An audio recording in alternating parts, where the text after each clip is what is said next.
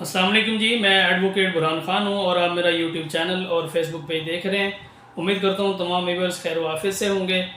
नाजरीन, आज का जो हमारा टॉपिक है वो आईन पाकिस्तान का जो आर्टिकल है 204 उस पे है, कंटेम्प्ट ऑफ कोर्ट का जो आर्टिकल है। तो आज जो है पार्लियामेंट का इजलास बुलाया गया है और आज एक बार फिर इम्पोर्टेड हुकूमत जो है वो आईन पाकिस्तान पर शब खून मारने के दरपे है और ये एक अमेंडमेंट लेके आ रही है कि जो भी ये कंटेम्प्ट ऑफ कोर्ट से मुराद ये हाई कोर्ट और सुप्रीम कोर्ट की कंटेम्प्ट है। और आज जो बिल पेश किया जा रहा है पार्लियामेंट में, आज उसका एक इजलास तलब किया है शाम 4 बजे का।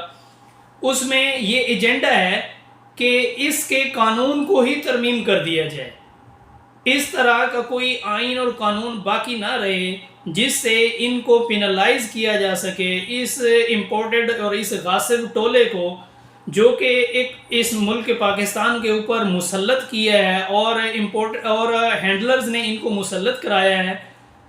आज जो है एक बार फिर आईन पाकिस्तान की तौहीन की जा रही है और इस पार्लियामेंट को इस्तेमाल करते हुए, जिस पार्लियामेंट ने ये आइन इस आइन को वजूद दिया, इस आइन को बनाया, और पीपल्स पार्टी का जो लीडर जुल्फ़िकार अली भुट्टो था उसने ये आइन दिया इस मुल्क को।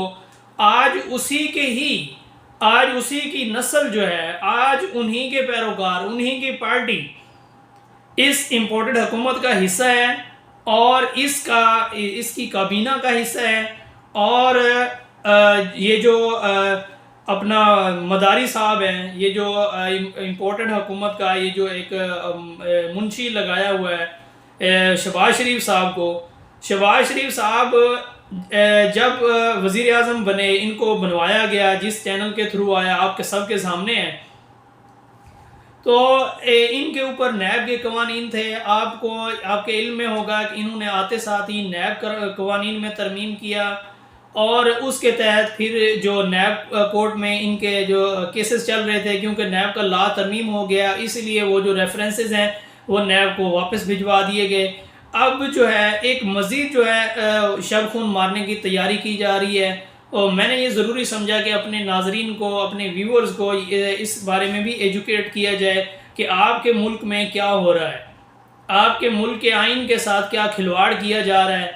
किसी भी मुल्क के लिए जो आइन है एक मुकद्दस डॉक्यूमेंट है और इसके तहत जो कानून है, उसको जो बॉडी है, जो मुल्क के कवानीन है, ये मुल्क को रेगुलेट करने के लिए एक डॉक्यूमेंट है और सीक्रेट डॉक्यूमेंट है।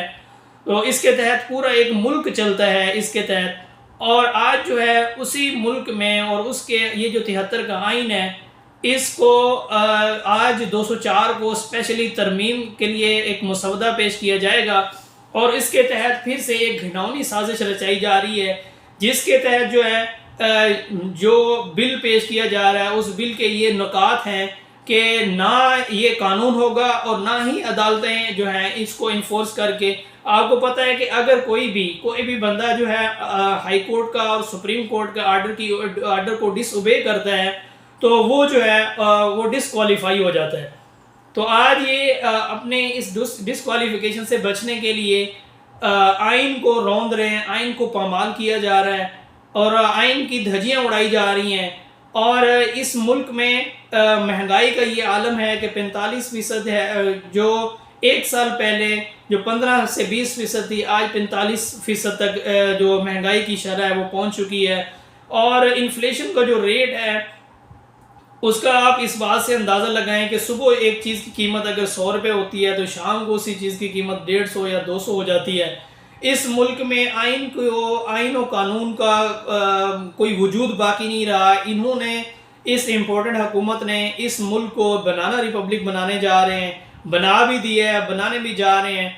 और रिसेंटली इमरान खान की जो जंग है वो सिर्फ़ और सिर्फ यही है कि आइन और कानून की बालादस्ती और आज़ाद अदलिया का जो तस्वर है वो इमरान खान पेश कर रहा है कि किसी भी मुल्क की तरक्की के लिए ये दोनों चीज़ें, मुल्क का आइन और आज़ाद अदलिया जो है, ये किसी भी मुल्क की तरक्की की ज़ामिन होती हैं। लेकिन चूंकि इनको मुल्क के साथ किसी किस्म का कोई सरोकार नहीं है, ये पार में आए ही इसलिए हैं कि अपने जो है केसेस को ख़त्म करवा सकें और अपने मतलब के जो कवानीन हैं वो बनवा सकें, ताकि इनके जो ब्लैक मनी है उसको वाइट किया जा सके। तो हम आइन का 204 देखते हैं। आइन का 204 क्या कहता है? कंटेम्प्ट ऑफ कोर्ट है, general provision relating to the judicature है, ये हेडिंग है चैप्टर नंबर 4 की। आर्टिकल 204 है कंटेम्प्ट ऑफ कोर्ट। क्लास 1 है, in this article mean the Supreme Court और High Court. Class 2, a court shall have the power to punish any person who abuse, interfere with or obstruct the process of the court in any way or disobey any order of the court। Class 1 class 2 ये कहती है कि अगर कोई बंदा supreme Court और High court के order को डिसोबे करती है, कोई भी बंदा करता है, कोई गवर्नमेंट इंस्टीट्यूशन में है, कोई वजीर आजम है, कोई वजीर आला है, या कोई भी बंदा है, एनीवन जो भी इसके आर्डर को डिसोबे करेगा तो उसको कोर्ट जो है वो पिनलाइज करेगी, उसको पनिश करेगी according to law. Scandalise to the court otherwise does anything which tend to bring the court और अ जज of the court into the hated, ridiculous और कंटेम्प्ट। जैसे कि आपके सामने है अभी ये जो नून लीग ने एक बयानिया बनाया है कि इस जो जज साहब को है वो मुस्ताफ़ी हो जाना चाहिए और ये करना चाहिए, वो करना चाहिए, ये टोटली जो है ये स्कैंडलाइज लैंग्वेज इस्तेमाल की जा रही है। इनके खिलाफ तौहीन अदालत का जो है वो कार्रवाई हो सकती है।